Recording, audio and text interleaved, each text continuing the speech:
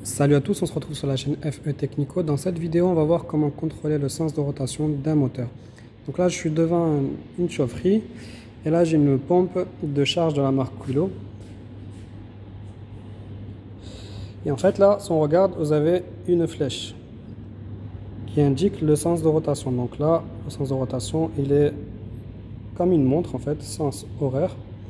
Si jamais vous inversez le câblage et qu'elle tourne à l'envers, en fait, ça va moins bien fonctionner. Là, l'avantage, c'est que visuellement, vous pouvez le contrôler, en fait. Il suffit de mettre en fonctionnement votre pompe. Et là, vous avez l'hélice, en fait, du moteur. Vous contrôlez le sens de rotation. Donc, s'il tourne comme une montre, ça veut dire que c'est OK. Si ça tourne à l'envers, ça veut dire que vous avez deux phases inversées. Donc, là, on peut le contrôler visuellement, mais vous avez des cas où vous ne pouvez pas contrôler votre moteur visuellement, dans le cas d'une pompe immergée, d'une pompe usée ou autre. Donc là, pour faire le contrôle, en fait, vous devez contrôler au niveau du câblage. Donc si vous ne pouvez pas le contrôler visuellement, en fait, vous allez utiliser un testeur. Comme là, j'ai une VAT, en fait, un testeur d'absence de tension. Et en fait, pour pouvoir faire votre contrôle de rotation des phases, de l'ordre des phases, en fait, il faut qu'il y ait ce logo, les trois phases avec les flèches. Donc si votre testeur a ce logo, ça veut dire que c'est OK. Là, c'est une VAT, mais ça peut être un multimètre ou autre. Ensuite, je vais vous expliquer le fonctionnement. En fait, vous avez une pointe de touche noire et une pointe de touche rouge. Vous placez la pointe de touche noire sur la première phase et la rouge sur la deuxième phase. Puis, vous appuyez une seule fois sur ce bouton.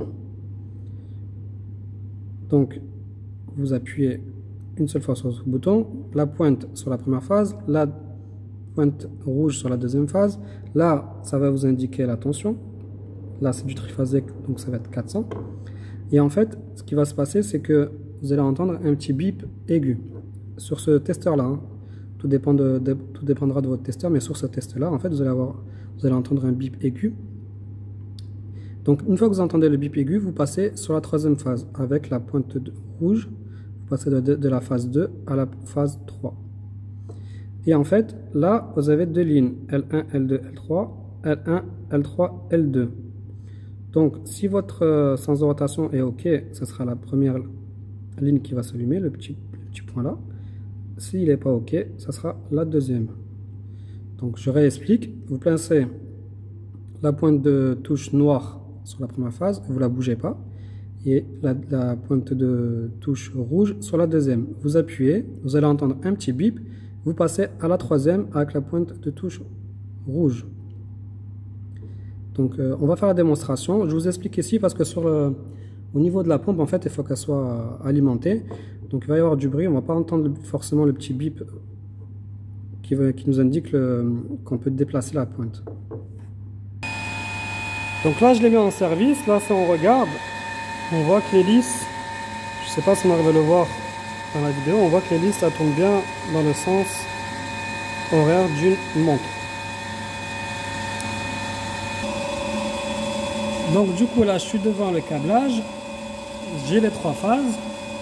Je vais mettre ma pointe de touche noire sur la première phase. N'hésitez pas à vous protéger. Moi, je ne mets pas les gants parce qu'en fait, c'est pour un moyen pratique. Pour filmer tout, c'est un peu difficile. Donc, n'hésitez pas à vous protéger si vous avez des gants et tout ça. Donc, je mets la première pointe sur la première phase. Là, ça m'indique qu'il y a une tension dangereuse. Je mets la deuxième